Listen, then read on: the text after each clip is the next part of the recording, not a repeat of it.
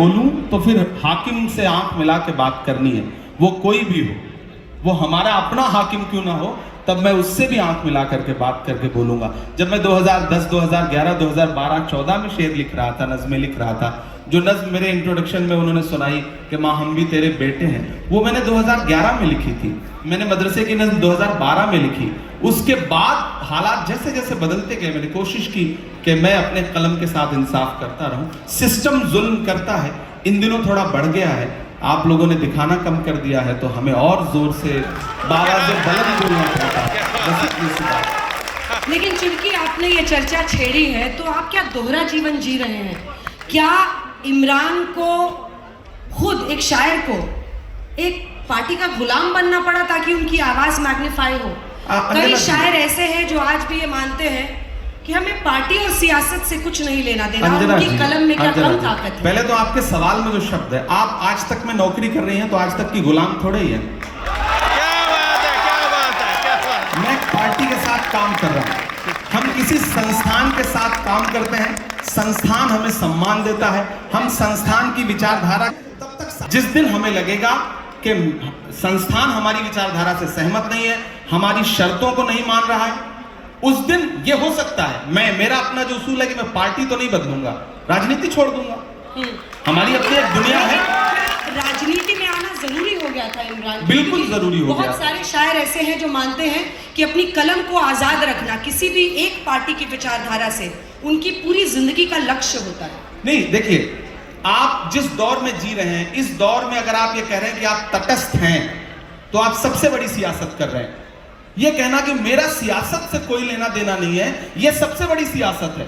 जो भी ये कह रहा है वो सबसे बड़ी सियासत कर रहा है, वो अपने आप को सबका रखना चाहता है। और मेरा अपना मानना है कि या तो इधर खड़े हो जाओ या तो उधर खड़े हो जाओ। आज का दौर ऐसा है कि आप सिर्फ जुल्म को बुरा मत कहो, जालिम को बुरा मत कहो, जो अच्छा है उसका साथ भी दो। हम सिर्फ फेसबुक पर, ट्विटर पर, इंस्टा पे पोस्ट कर देते हैं, ये मामला हुआ, ये बड़ा गलत हुआ। जिसके साथ गलत हुआ उसके साथ खड़ा कौन होगा? अगर सारे लोग एक सोशल मीडिया पे पोस्ट करके अपनी जिम्मेदारी से अलग हट जाएंगे, तो मुझे लगता है कि साथ देने वालों की कमी आ गई। पहले होता था, बड़े बड़े प्रोटेस्ट होते थे, आंदोलन होते थे, हुकूमतें झुकती थी। अब क्या है कि हमने फेसबुक पे एक पोस्ट लिख दिया, ट्विटर पे एक ट्वीट कर दिया, हमें लगता है हमने अपनी जिम्मेदारी पूरी कर ली। नहीं, हमें सड़क पर भी उनका साथ देना है। और अगर मैं संसद में भी गया हूं, तो मैंने सबसे पहले यूनिवर्सिटी के बच्चों की फीस वृद्धि के खिलाफ संसद में जो पहली स्पीच की मैंने वो वहां पे की।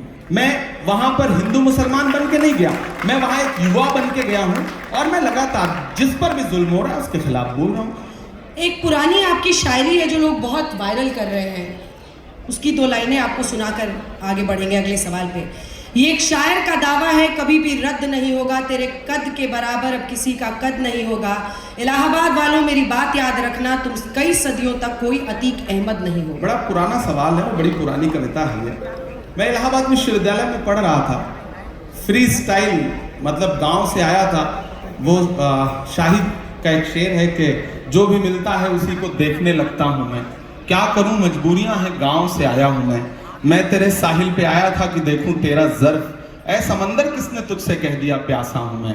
इलाहाबाद विश्वविद्यालय में आया पढ़ने के लिए, किसी धन्ना सेठ की औलाद नहीं था, राजनीतिक परिवार नहीं था, खानदान में कोई शायर नहीं था, तो मुझे तो मंच चाहिए थे। जो भी मंच मिलता था उस पर चढ़ता था, अपनी प्रतिभा दिखाता था, पेमेंट लेता था, घर जाता था। एक वक्त आने के बाद आपको समझ में आता है कि आपकी वैचारिकी क्या है, आपकी विचारधारा क्या है, आपको किन मुद्दों पे लड़ना है। अच्छा, कवि सम्मेलन और मंचों के एक उसूल हैं, आप मंच समझती हैं, यहाँ आने पे आपने 2-4 जुमले बोले, उसके बाद लोग कनेक्ट हुए ना, वरना लोग तो संगीत के असर में थे।